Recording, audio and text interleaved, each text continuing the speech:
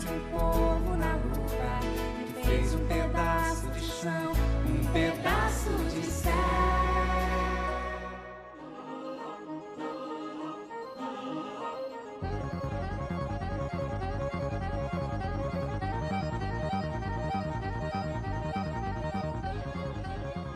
Vivemos num tempo em que o planeta se urbaniza.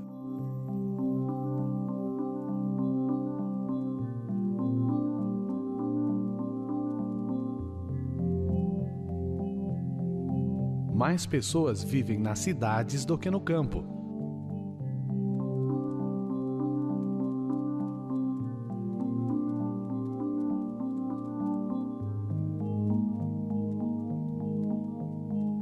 No Brasil, não é diferente. Vimos nos últimos anos as cidades crescerem muito com a migração de famílias inteiras vindas do campo, principalmente para as capitais dos estados e suas regiões.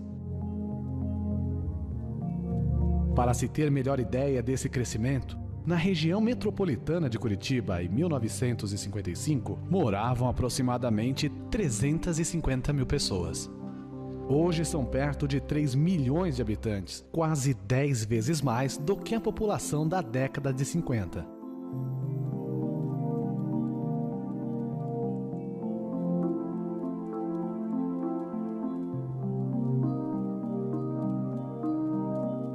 Para fazer frente a esse rápido crescimento, a cidade deve ser bem planejada e a infraestrutura necessária deve ser implantada, mas principalmente as pessoas devem estar conscientes das responsabilidades com a organização e a manutenção da cidade onde moram.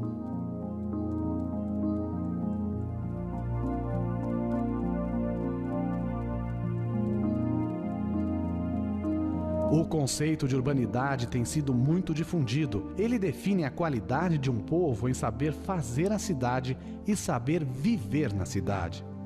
É o respeito consciente de cada cidadão por sua cidade e pelos demais cidadãos. A população de Curitiba tem dado um bom exemplo de urbanidade, pois ao longo da sua existência tem primado pelo cuidado com a cidade, seu planejamento e seu desenvolvimento.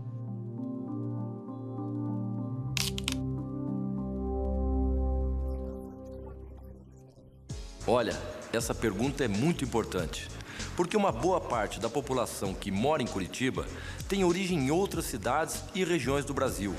Não participou da história do nosso desenvolvimento e, portanto, não teve a oportunidade de conhecer as regras de organização da nossa cidade.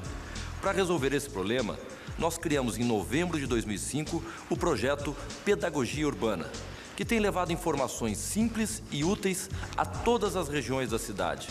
O objetivo é explicar o que cada um de nós pode fazer para manter Curitiba cada vez mais organizada, bela e com qualidade de vida para todos os curitibanos. Olá! Essa apresentação que você vai assistir agora, como disse o nosso prefeito Beto Richa, tem por objetivo dar a você algumas informações sobre Curitiba e como mantê-la sempre boa para morar. Ela está dividida em 2 blocos. No primeiro bloco, vamos ter o desenvolvimento e o planejamento de Curitiba, como construir de forma legal, como dar o destino correto ao esgoto e águas servidas, como obter a numeração oficial da nossa casa.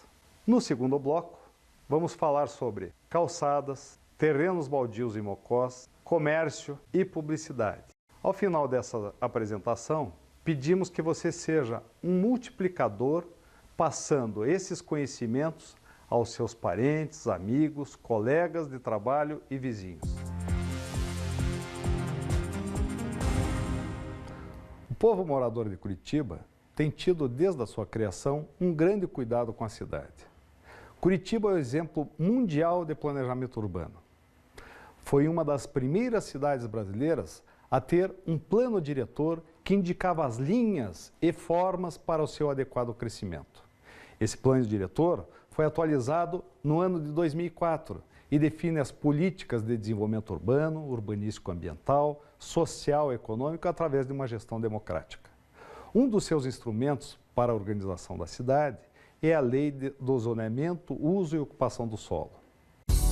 Curitiba é dividida em diversas zonas e setores. Cada uma dessas divisões, de acordo com sua característica, deve ter uso mais residencial, mais comercial ou industrial. É como se fosse a nossa casa, onde não devemos colocar a cama no banheiro ou o fogão no quarto.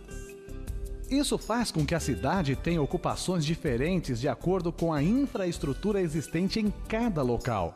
Podem ser permitidas casas isoladas ou grandes edifícios, pequenos comércios ou grandes distribuidoras. Cada terreno da cidade, de acordo com zona ou setor e tipo de rua em que esteja localizado, possui parâmetros construtivos específicos. Esses parâmetros são os limites que devem ser obedecidos quando forem feitas as construções naquele terreno.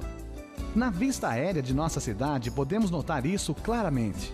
Onde existem largas avenidas e transporte de massa, temos edifícios altos. Em outras regiões, temos construções de menor tamanho.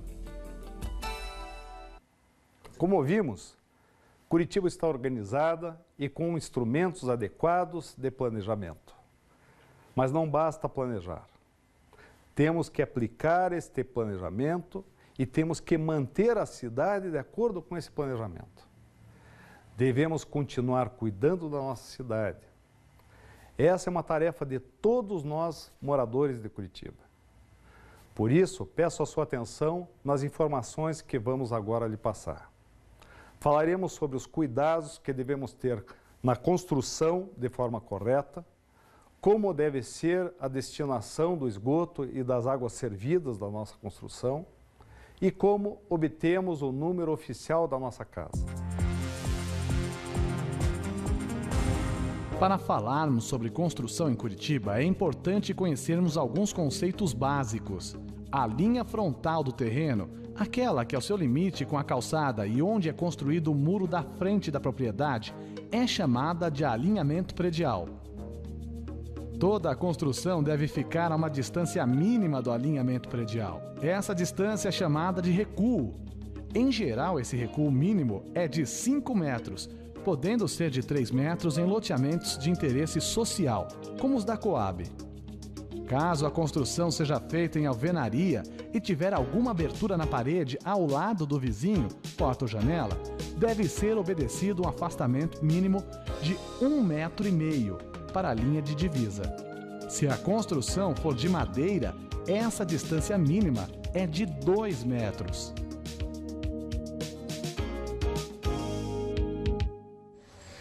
Eu posso fazer uma garagem em frente à minha residência para abrigar meu carro? Ótima pergunta.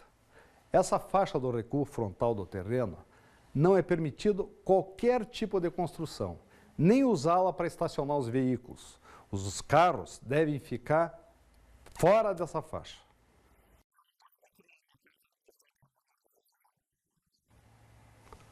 O afastamento serve para que as construções tenham uma boa qualidade de iluminação do sol e uma boa ventilação, entre os outros benefícios. Se sua casa não tiver mais do que 2 andares e a parede que for ficar na divisa for de alvenaria e não tiver aberturas, ou seja, porta ou janelas para o vizinho, o senhor não precisa ter afastamento. Vemos na cidade diversos exemplos corretos, como casas geminadas, que são aquelas casas grudadas umas às outras, ou construções até no fundo do terreno. É importante também sabermos que não podemos construir em todo o terreno. Existe um parâmetro chamado de taxa de ocupação, que limita a área da projeção da construção sobre o terreno. É como se pudéssemos construir somente na área da sombra que a construção faz no terreno quando o sol está bem em cima dela. Em geral, a taxa de ocupação não pode ser maior que 50%, ou seja, essa área não pode ser maior que a metade da área do terreno. Se o seu terreno tem, por exemplo, 200 metros quadrados, a projeção da sua construção não pode ser maior que 100 metros quadrados. O tamanho da construção também é limitado pelo coeficiente de aproveitamento do terreno, que define o máximo de área sobre a qual se pode construir naquele terreno. Esta área máxima é obtida multiplicando-se a área total do terreno pelo coeficiente de aproveitamento. Geralmente, o coeficiente de aproveitamento é igual a 1. O que quer dizer? Que você pode ter uma área construída da edificação, no máximo, uma vez a área do terreno. Se for o mesmo terreno que nós vimos anteriormente, com 200 metros quadrados, por exemplo, sua construção poderá ter no máximo 200 metros quadrados. Mas você não disse que a taxa de ocupação de 50% só me deixa construir no máximo 100 metros quadrados? Ótima pergunta. Muitas pessoas têm essa dúvida. Como eu expliquei, a taxa de ocupação limita a projeção da sua construção em 100 metros quadrados. Mas o coeficiente de aproveitamento permite que você possa fazer 200 metros quadrados. Isso quer dizer que, por exemplo, você pode fazer uma casa com 2 pavimentos, sendo que no térreo 100 metros quadrados e no andar superior 100 metros quadrados. Outra grande preocupação de Curitiba é com as enchentes. Vemos diversas campanhas orientando as pessoas a não jogar entulhos e a não construir perto dos rios, para que quando vierem as chuvas, as águas corram mais facilmente e não causem problemas. Além disso, devemos permitir que boa parte das águas da chuva que caem no nosso terreno sejam absorvidas pela terra. Assim, não podemos calçar ou construir em toda a área do terreno. Devemos deixar uma parte com grama ou outra vegetação para que a água da chuva se infiltre na terra.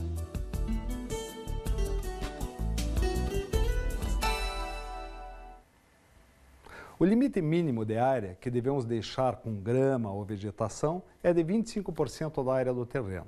O que quer dizer que, por exemplo, naquele terreno de 200 metros quadrados, deve ter 1/4 dele, 50 metros quadrados no mínimo, sem calçada. Esse limite é chamado de taxa de permeabilidade.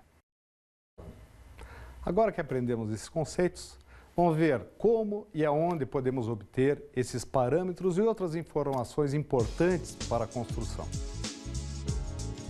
Todo o terreno em Curitiba é identificado na prefeitura pela sua indicação fiscal, que é um número encontrado no carnê do IPTU, como se fosse o número da identidade do terreno.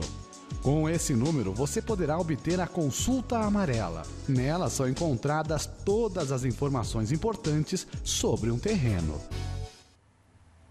É bom pensarmos sobre a importância para nós e para a nossa família da construção da nossa casa. Quanto representa o seu custo? Quantos anos vamos ficar pagando? Quantas pessoas não conseguem a sua casa própria ao longo de toda a sua vida? Por isso, devemos tomar todo o cuidado para fazer corretamente. Antes de adquirirmos o terreno, devemos pensar que tipo de construção queremos fazer e, por isso, a consulta amarela é um documento que a Prefeitura de Curitiba fornece de graça para que você possa saber o que pode fazer em cada terreno e se existe alguma limitação ou condições para a sua ocupação.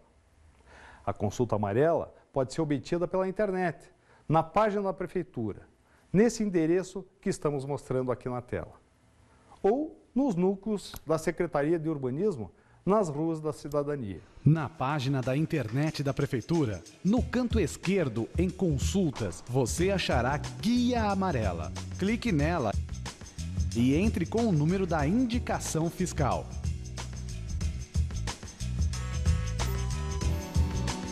A consulta amarela aparecerá na tela.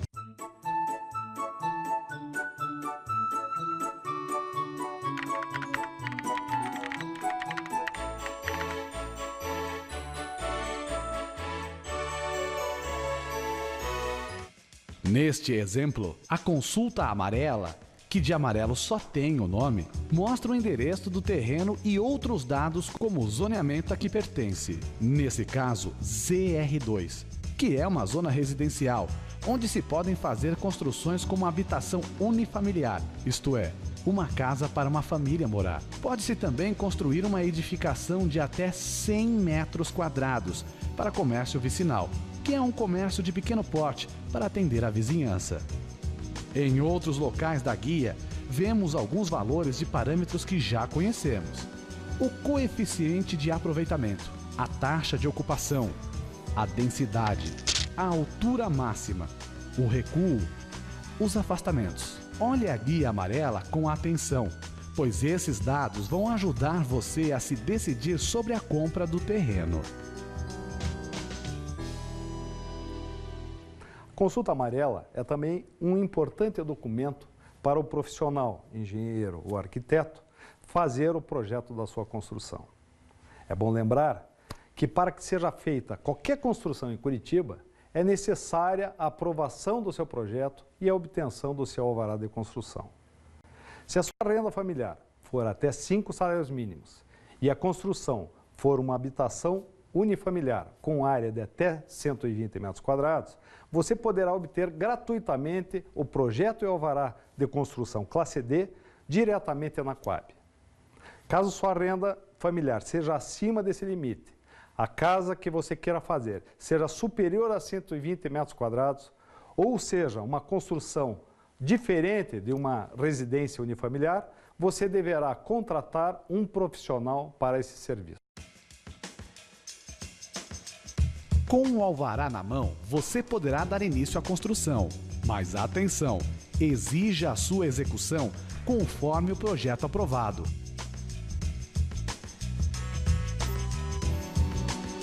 E quando terminar a construção, peça na Secretaria do Urbanismo a vistoria de conclusão de obra. Se estiver tudo como foi aprovado, você receberá o CVCO, chamado por alguns de Habite-se, que é o certificado que comprova que sua construção está legalizada junto ao município. Este certificado será necessário para a averbação da construção no registro de imóveis. Construção irregular pode trazer grandes prejuízos a toda a família, porque além de poder ser multado, o proprietário muitas vezes terá que demolir parte ou toda a edificação, como podemos ver nesse exemplo.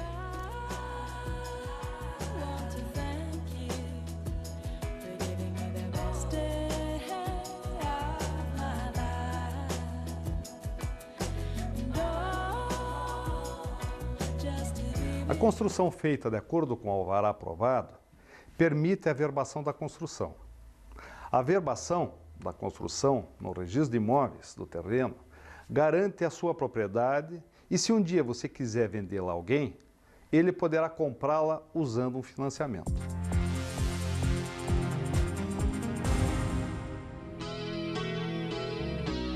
Todos sabemos da importância das águas em nossas vidas. Sem ela, não poderíamos viver. Água que nasce na fonte serena do mundo e que abre o profundo grotão.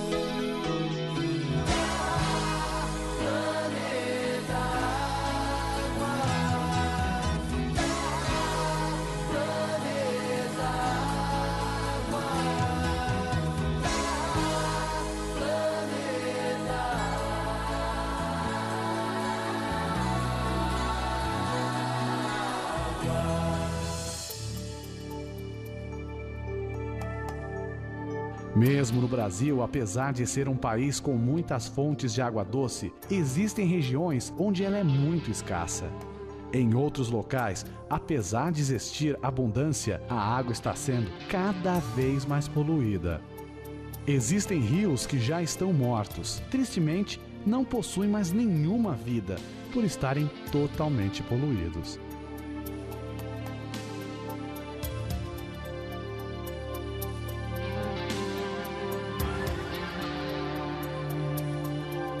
O lixo e outros dejetos que são levados pela chuva vão parar nos rios, causando poluição e trazendo riscos de inundações.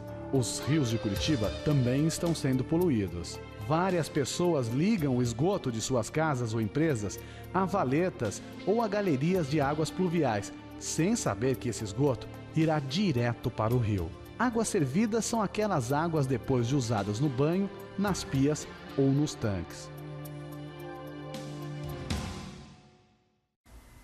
O tratamento da água para consumo humano fica cada vez mais caro a ponto de ser inviável a sua utilização, passando a ser necessária a captação de água de lugares cada vez mais distantes, custando cada vez mais caro ao consumidor, aumentando o nosso custo de vida. Por esses motivos, é que é extremamente importante que estejamos conscientes do cuidado que devemos ter com os nossos dejetos.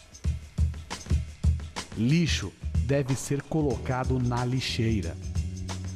O esgoto de nossas casas deve ser ligado à rede de esgoto que passa na frente da casa. Por sua vez, as águas de chuva devem ser ligadas à galeria de águas pluviais existentes na frente de nosso terreno. Se ainda não passa a rede de esgoto na frente de nossa casa, devemos fazer um sumidouro ou poço negro no nosso terreno. Esse sumidouro deve ser esgotado periodicamente. Da mesma forma, se não houver galeria de águas pluviais em frente ao nosso terreno, devemos ligar a rede de drenagem na valeta. O esgoto e as águas servidas que vão para a rede de esgoto seguem até a estação de tratamento. Somente depois de purificados são enviados para o rio.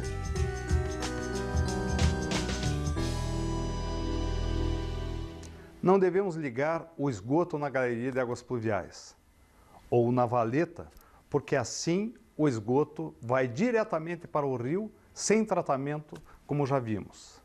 Mas também não devemos jogar a água da chuva na rede de esgoto, porque o volume de tratamento aumentaria muito e o custo também. Vamos cuidar dos nossos recursos naturais, porque eles são muito limitados e trazem qualidade para a nossa vida. Algumas pessoas desconhecem a importância e o significado da numeração predial oficial. Aquela que deve estar fixada em local visível na frente de nossa casa ou estabelecimento comercial. O critério adotado pela Prefeitura de Curitiba para a numeração predial faz que ela represente a distância aproximada do início da rua até o nosso imóvel, sendo par do lado direito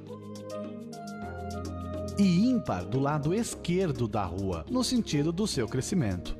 O número oficial é dado pela Prefeitura quando você tira o alvará de construção da sua casa ou comércio.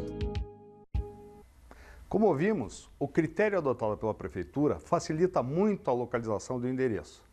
Pois se queremos, por exemplo, achar um número 532 de uma determinada rua e sabemos que cada quadra tem aproximadamente 100 metros de comprimento, então esse endereço estará mais ou menos na metade da sexta quadra e do lado direito de quem vem do seu início.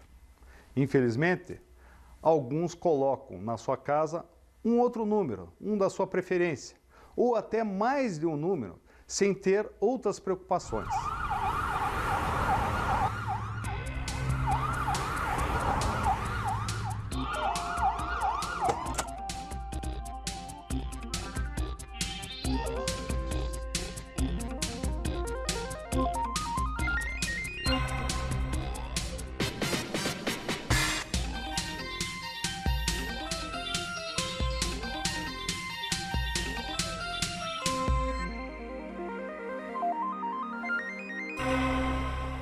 Como vimos na ilustração, isso traz muitos problemas para a localização do seu endereço pelo correio, pelos bombeiros, ambulâncias ou por outros. Coloque o número correto. Se tiver dúvida, procure o núcleo da Secretaria do Urbanismo. Ele vai esclarecer você sobre o número correto.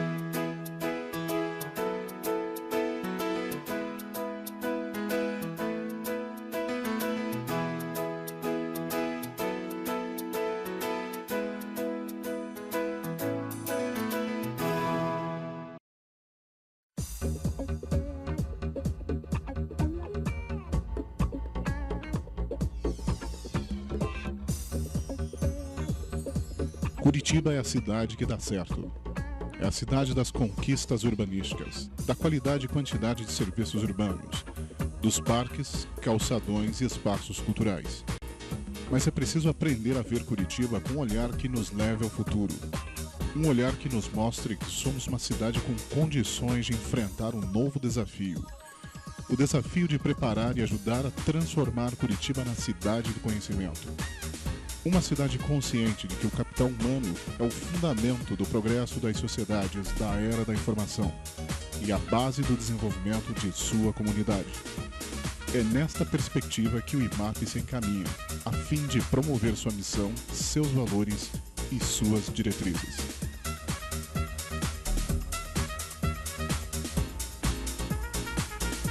O Instituto Municipal de Administração Pública, IMAP, é uma autarquia municipal que presta serviços de consultoria em gestão pública aos órgãos da Prefeitura, bem como a outras instituições nacionais e internacionais.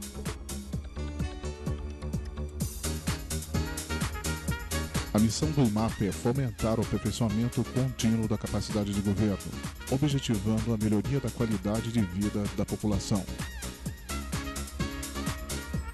Para cumprir a sua missão, o IMAP está organizado em 5 projetos estratégicos. Projeto 1, Gestão e Desenvolvimento de Pessoas. Projeto 2, IMAP Sustentável. Projeto 3, Gestão Organizacional. Projeto 4, Gestão da Informação. Projeto 5, Gestão por Competências. Estes projetos visam a qualidade e produtividade pública. Nossos produtos são Banco de Melhores Práticas, Comunidades de Aprendizagem, Curso Superior de Tecnologia em Gestão Pública, Curso Pós-Médio Técnico em Gestão Pública, Desenvolvimento de Competências Técnicas Específicas, Desenvolvimento de Competências Comuns, Desenvolvimento Gerencial, Eventos Especializados, Pós-graduação, Estruturação Organizacional, Mapeamento de Processos, Planejamento Estratégico, Sistema de Desenvolvimento de Excelência na Gestão Pública, Guia de Serviços Públicos, Relatório de Gestão e Sistema de Acompanhamento de Ações de Governo.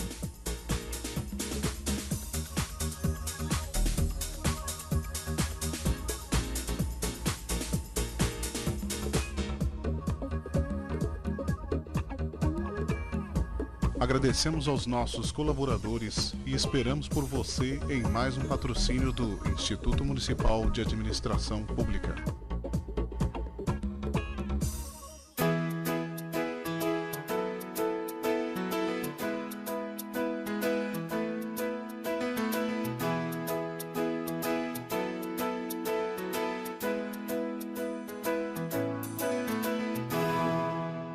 Neste bloco, apresentaremos a você informações sobre calçadas e acessibilidade de pedestres, como evitar mocós e terrenos baldios, como saber se poderemos abrir um comércio em determinado imóvel e, por fim, como obter autorização para a publicidade do seu comércio.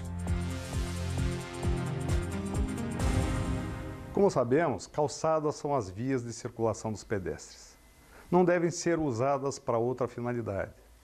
Devemos lembrar que nem todas as pessoas têm ao longo das suas vidas facilidade de locomoção. Existem pessoas portadoras de necessidades especiais, pessoas idosas ou doentes.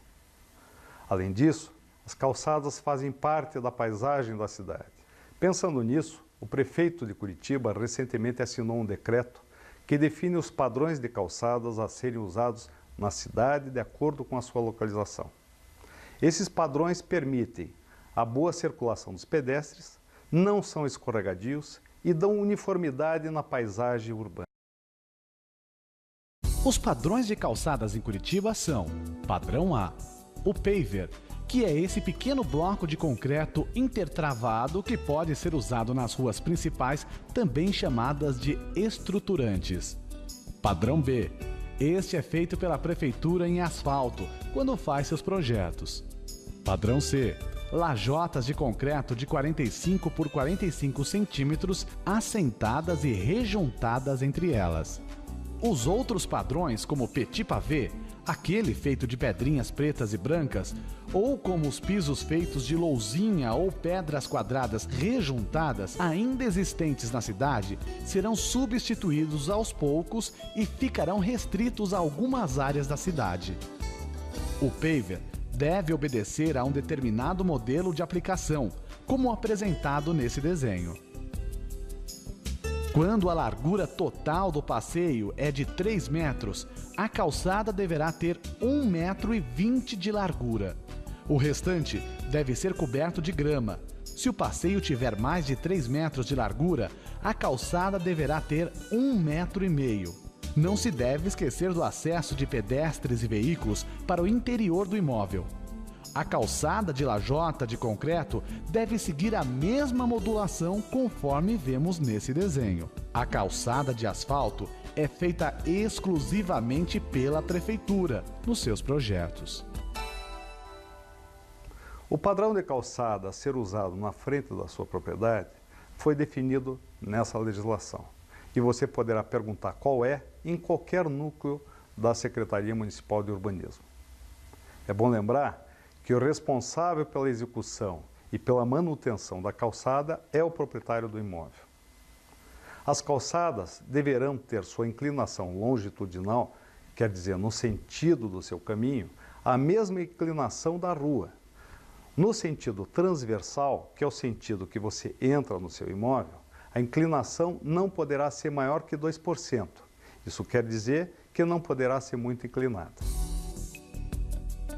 No caminho do pedestre, não poderão existir obstáculos, degraus ou rampas que impeçam que o pedestre, cadeirante ou pessoa com bengala possa trafegar sem maiores dificuldades.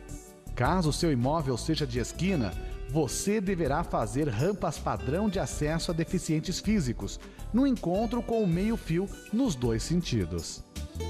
O paisagismo do passeio a ser feito deverá seguir o padrão existente na quadra. Se você tiver alguma dúvida, procure o Núcleo Regional da Secretaria do Meio Ambiente. Calçada é para uso do pedestre e não para estacionar carro ou para colocar caçambas ou outros objetos. Lembre-se que urbanidade também é respeitar os outros cidadãos. Ponha-se sempre, nesses casos, na posição da pessoa com dificuldade de locomoção ou dificuldade visual. Como é difícil andar quando a calçada não é bem feita, não é bem mantida.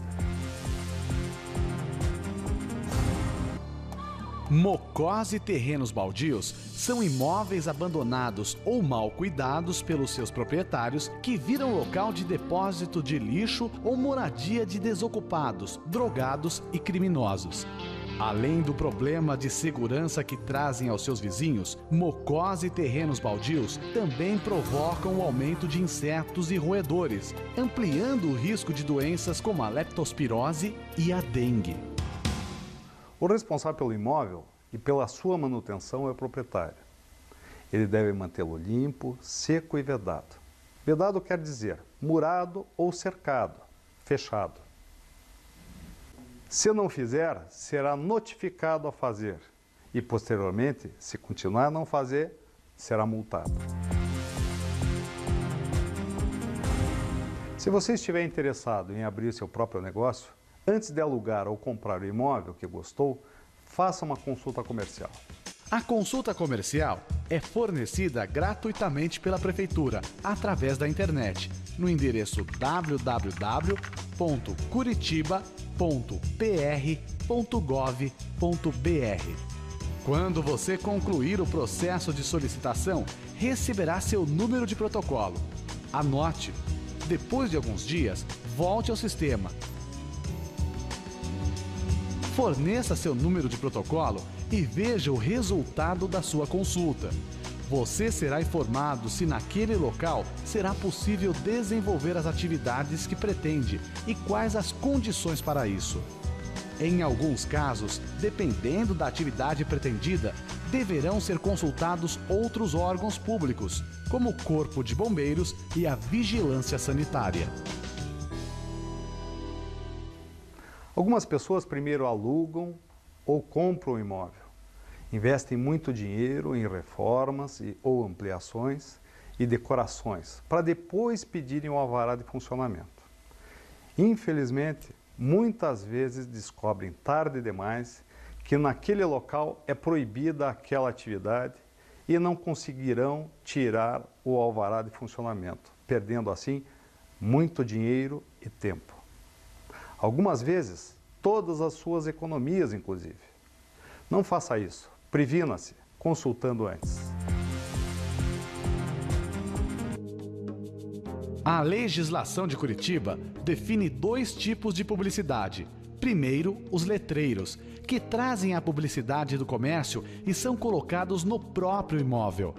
Segundo, os anúncios, que trazem a publicidade do comércio, mas que são colocados em outro lugar da cidade.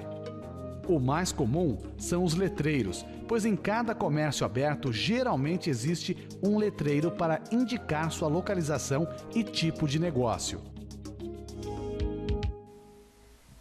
Para evitar exageros, poluição visual, é que em Curitiba existe regra para a publicidade. Os exageros deixam a cidade feia e o comércio é prejudicado, pois quando existe muita propaganda, a gente não identifica nenhuma adequadamente. Até recentemente, toda a publicidade somente era admitida se tivesse licença para isso. Além de demorado, era custoso obter a licença.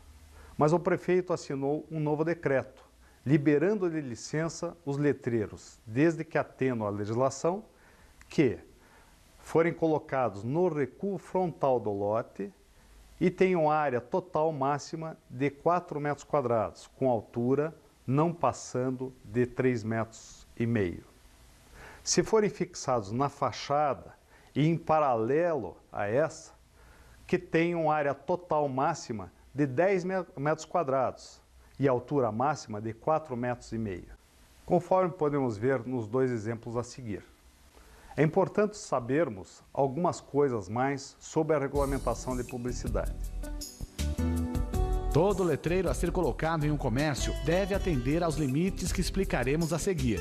Para atividades comerciais desenvolvidas no térreo de edificações, a área máxima do letreiro é igual à largura da fachada da edificação dividida por 2.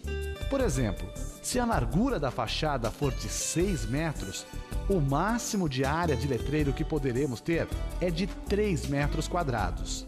Repare como esse letreiro atende à legislação, está no recuo frontal e tem área menor que 4 metros quadrados. Não será necessário a solicitação de licença para sua instalação. Caso a atividade seja feita nos andares superiores, será admitido somente o letreiro no hall de acesso da edificação.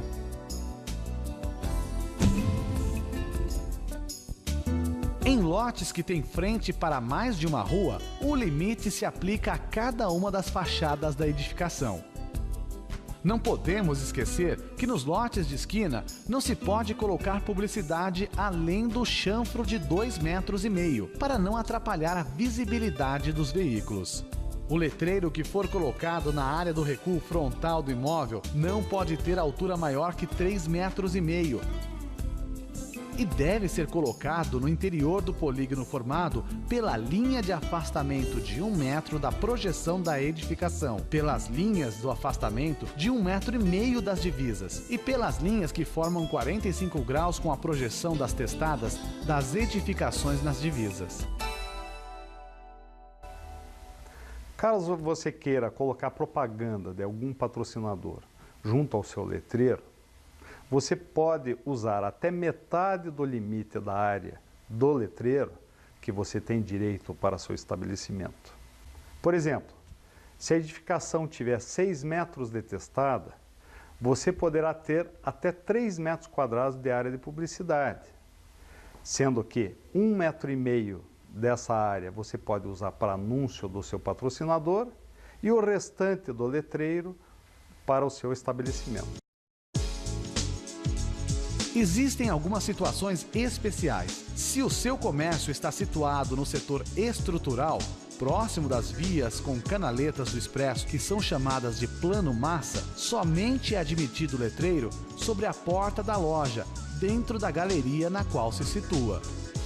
Na Avenida Cândido de Abreu, localizado no Centro Cívico, é proibido o letreiro no recuo frontal do imóvel. No setor especial de pedestre, nos calçadões, no eixo Barão-Riachuelo e no setor histórico, lá na região do Largo da Ordem, deve ser consultada a Comissão de Avaliação do Patrimônio Cultural. E atenção, é proibida a projeção do letreiro sobre a calçada. Painéis iluminados ou luminosos não poderão prejudicar com a sua luz os moradores vizinhos. Caso precise de licença para a sua publicidade, você deverá fazer uma consulta junto ao Departamento do Uso do Solo na Secretaria Municipal do Urbanismo. Por fim, se você tiver qualquer dúvida sobre os assuntos aqui apresentados, procure um dos núcleos da Secretaria do Urbanismo ou a sua própria sede, ou mesmo entre no site da Prefeitura na internet, que você terá no projeto Pedagogia Urbana ou na Secretaria do Urbanismo mais informações. Agradeço a atenção de todos e concluo dizendo que Curitiba é a soma do que cada cidadão é capaz de construir, de projetar para o futuro. Curitiba é a síntese do amor que os curitibanos têm pela nossa cidade, evidenciado, por exemplo, no respeito e no reconhecimento aos idosos e nas muitas oportunidades para os jovens. A cidade é o resultado da transformação dos sonhos de cada um de nós numa realidade concreta. Por isso, vamos cuidar da nossa cidade, como cuidamos da nossa família, com respeito, orgulho e alegria. Afinal, Curitiba é a casa de todos nós.